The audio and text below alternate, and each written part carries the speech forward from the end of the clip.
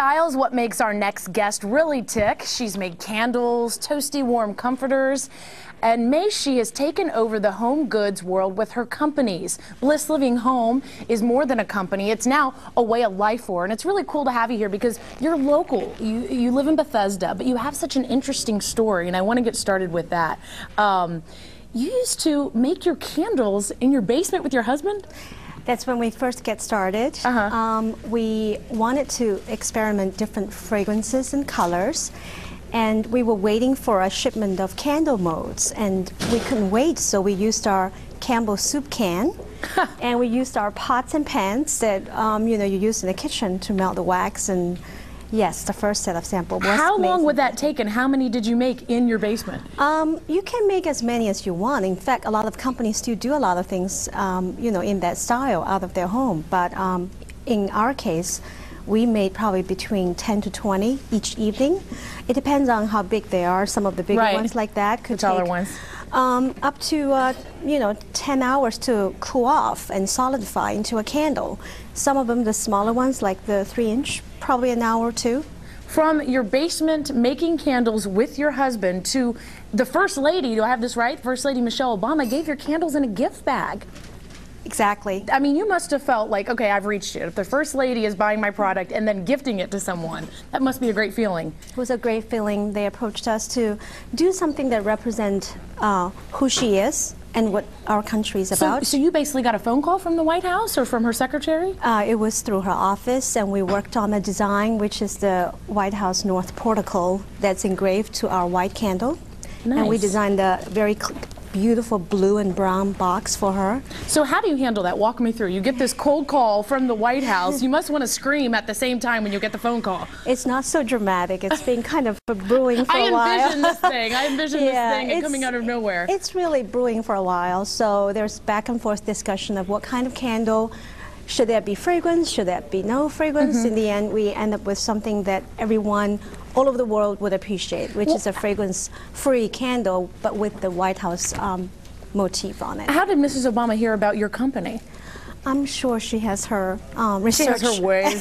She has her ways. Her team to research, and we're very happy to be involved. Because anything, it's just like the new royal couple, the official engaged couple, anything they touch, anything she wears, somebody wants. Kind of like with Mrs. Obama, you remember back to the inauguration when she wore the J. Crew stuff and, they were back ordered for months. Has it really touched your business? Well, in a way it has. It's very interesting how, she really started to demonstrate her taste in a very wide way, from classic and who she picked as young designers. So she has a very broad taste from culture to fashion, and she has made a great impact.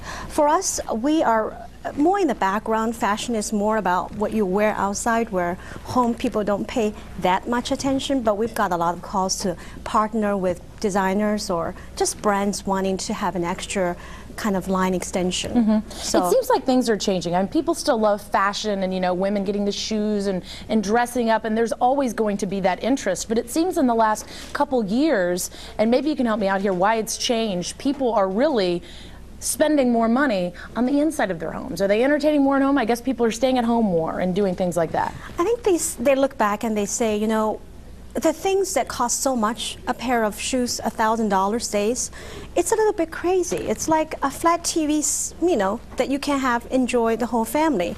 So they look at it and they trade off. I think there's a lot of trade-offs. Those impulses are still there to those who can afford it. But for those who's deciding where the money goes, it's where it lasts the longest, where you use it the most. And I think home is a very interesting destination for those of us who have families, who spend more time at home now. Instead of celebrating outside in a restaurant, we like to invite our friends. And it's more casual, but it's also more cheaper for some people too, than going out. I mean, you think about the last couple of years where we've been, as just a worldwide economy.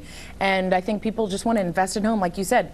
Stay at home, have that great big screen TV, but you're at home and you're investing in home. And also this whole idea of demonstrating your sincere celebration with your friends.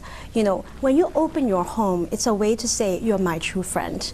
And I have nothing to hide. I have everything to share. how great is that sense of sharing. So decorating your home with things like candle is not a very expensive investment. It's not like investing thousands of dollars. It's less than $100. May I want to ask you about this before we left here. You at first were manufacturing and making your candles abroad in China. You're originally from China, even though you studied here at Maryland and now really are a local great businesswoman. What made you make the change? Because of course, so many companies actually manufacture in China because it's cheaper. But you changed your way of doing things and now make your candles here in the States. Well, we're actually making that transition as we speak. Okay. That hasn't happened so fast as I wish. The reason is very simple.